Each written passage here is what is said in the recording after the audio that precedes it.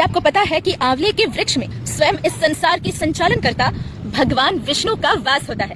परंतु आज हम आंवले के वृक्ष के विषय में बात क्यों कर रहे हैं?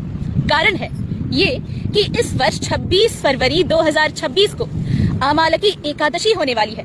कहते हैं कि इस व्रत को करने से मनुष्य के सभी पापों का नाश होता है और इतना ही नहीं बल्कि वो मोक्ष को भी प्राप्त होता है। और ये केवल कहने सुनने की बात नहीं बल्कि ऐसा हुआ भी है। तो आइए इस आमालकी एकादशी के पीछे की कथा के विषय में जानते हैं। प्राचीन काल में वैदिक नामक एक नगरी हुआ करती थी, जिस नगरी के सभी लोग राजा से प्रजा तक सभी भगवान विष्णु के भक्त थे। वे सभी हर एकादशी का व्रत किया करते थे और जब वे आमालकी एकादशी का व्रत कर रहे थे तब वहाँ पर एक पापी शिकारी आया और उसने भगवान विष्णु की कथा भी सुनी और पूरी रात वहीं पर उसने जागरण भी किया और परिणाम स्वरूप उस पापी शिकारी को आमालकी एकादशी करने का फल उसे प्राप्त हुआ। और इतना ही नहीं, उसकी मृत्यु के पश्चात उसे वैकुंठ लोक भी प्राप्त हुआ। इसीलिए कहते हैं कि केवल हरि नाम के जप से ही भगवत प्राप्ति हो सकती है। वैसे देखा जाए तो इस आमालकी एकादशी के पीछे एक और कथा है।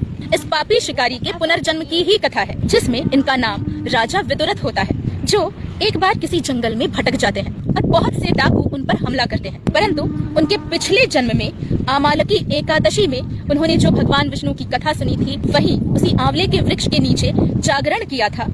उसी एकादशी के प्रभाव से राजा विदुरथ के शरीर से एक दिव्य महिला उत्पन्न हुई, जिसने उन डाकुओं का संहार किया और राजा विदुरथ को बचा लिया।